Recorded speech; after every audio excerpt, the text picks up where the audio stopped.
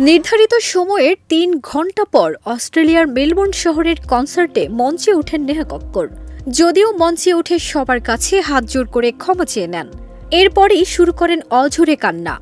চড়া মূল্যে টিকিট কেটে আসা দর্শকদের ধৈর্যের বাঁধ ভেঙে যায় আর ক্ষেপে যান তারা।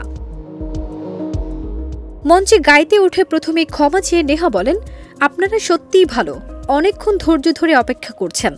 আমার খুব খারাপ লাগছে, আমি জীবনে কখনো কাউকে এতটা অপেক্ষা করাইনি। আপনারা এতক্ষণ অপেক্ষা করছেন। নেহা আরও বলেন, আমি খুবই দুঃখিত, এটা একটা সত্যি বড় বিষয়। এই সন্ধ্যাটা আমার জীবনের স্মরণীয় হয়ে থাকবে। আজ আপনারা সবাই আমার জন্য অনেক মূল্যবান সময় বের করেছেন। শোয়ের শেষে যাতে সবাই আপনারা নাচেন তার দায়িত্ব আমি নিচ্ছি। নেহার এমন কথাগুলো যেন আগুনে ঘি ঢেলে দেয়। দর্শক আসন থেকে আসতে থাকে একের পর এক মন্তব্য। একজন বলেন, যান হোটেলে ফিরে গিয়ে বিশ্রাম নিন, এটা ভারত নয় অস্ট্রেলিয়া।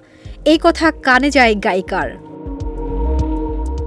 অপমানিত নেহা জোরে জোরে কাঁদতে শুরু করেন। তখন দর্শকদের কেউ কেউ চিৎকার করে বলেন, খুব ভালো অভিনয় হচ্ছে, নাটক কম করুন, এটা ইন্ডিয়ান আইডল নয়। তারপর আর পাল্টা জবাব দিতে পারেননি নেহা। মাত্র ঘণ্টাখানেক গান গেয়ে মঞ্চ ছাড়েন তিনি। ফারজানা নিকিতা, দেশ রূপান্তর।